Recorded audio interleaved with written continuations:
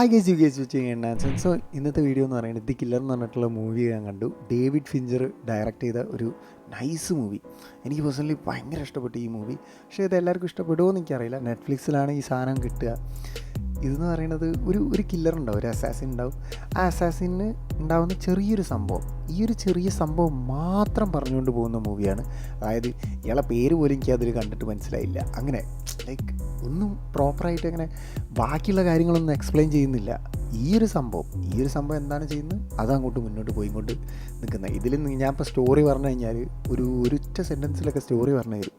Just ഒന്ന് പടപടാന്ന് പറഞ്ഞ് തീരാനുള്ളൂ. പക്ഷേ ഇത് കണ്ടു കഴിഞ്ഞാൽ അയാൾക്കുണ്ടായ സംഭവങ്ങളില്ലേ, അത് നമ്മളിങ്ങനെ എക്സ്പീരിയൻസ് ചെയ്യും. ഇത് ആക്ഷൻ ത്രില്ലർ എന്നൊക്കെയാണ് ഞാൻ ഇതിൽ കൊടുത്ത കണ്ടത്. പക്ഷേ നമ്മളിങ്ങനെ ഭയങ്കര അഗ്രസീവായിട്ടുള്ള സംഭവം എന്നല്ല, ഇങ്ങനെ ഭയങ്കര സ്മൂത്തായിട്ട് 2-3 കൊല്ലം നടക്കുന്നു, അങ്ങനത്തെ ഒരു സംഭവം. അതായത് നമ്മളിങ്ങനെ ഞാൻ ഇങ്ങനെ ആസ്വദിച്ച് കണ്ട പോലെ. അതായത് ഭയങ്കര കിടിലായിട്ട് അങ്ങനത്തെ സംഭവങ്ങളൊന്നുമില്ല, ഭയങ്കര അങ്ങനെ നൈസായിട്ട് പോവും. ഇതിൻ്റെ ഡയറക്ഷനെ കൊണ്ടാണെന്ന് തോന്നുന്നത്, ഭയങ്കര നൈസായിട്ട് തോന്നുക. പിന്നെ ഇതിൻ്റെ സൗണ്ട് അത് ഭയങ്കര കിട്ടില്ല. ഇങ്ങനെ ചില സീനൊക്കെ ഭയങ്കര ഒരു പ്യുവർ സൗണ്ട് ഉണ്ടാകുന്ന പോലെ എനിക്ക് തോന്നുക. ആ ഒരു സിറ്റുവേഷനിലുണ്ടാവുക എന്തോ ഒരു ഭയങ്കര ഒരു ഭംഗി ഈ സൗണ്ട്സിനൊക്കെ. ഇത് സത്യം പറഞ്ഞാൽ ഒരു മൈന്യൂട്ട് സൗണ്ട് പോലും മിസ് ചെയ്യാതെ കാണാൻ തോന്നുക. തിയേറ്ററിലൊക്കെ കണ്ടാൽ ഇത് കുറച്ചും കൂടി അടിപൊളിയായിട്ട് ആ ഭാഗങ്ങളൊക്കെ ഫേസ് ചെയ്തേനെ. മൂവിയൊക്കെ ഇൻട്രസ്റ്റ് ഉള്ളവർ എന്തായാലും ഒന്ന് കണ്ടു നോക്കേണ്ട ഒരു കിടിലൻ സിനിമയാണിത്. നല്ല രസമുണ്ട് കണ്ടിരിക്കുക. പക്ഷേ എല്ലാവർക്കും ഇഷ്ടമാവുമെന്ന് എനിക്ക് തോന്നുന്നില്ല.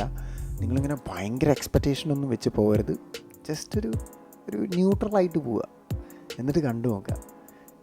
എല്ലാവർക്കും ഇഷ്ടപ്പെടുമെന്ന് എനിക്ക് തോന്നുന്നില്ല, പക്ഷേ എനിക്ക് ഭയങ്കര ഇഷ്ടപ്പെട്ട്. നൈസ് മൂവി, സ്മൂത്തായിട്ട്. അപ്പോൾ ഓക്കെ, നമുക്ക് കാണാം.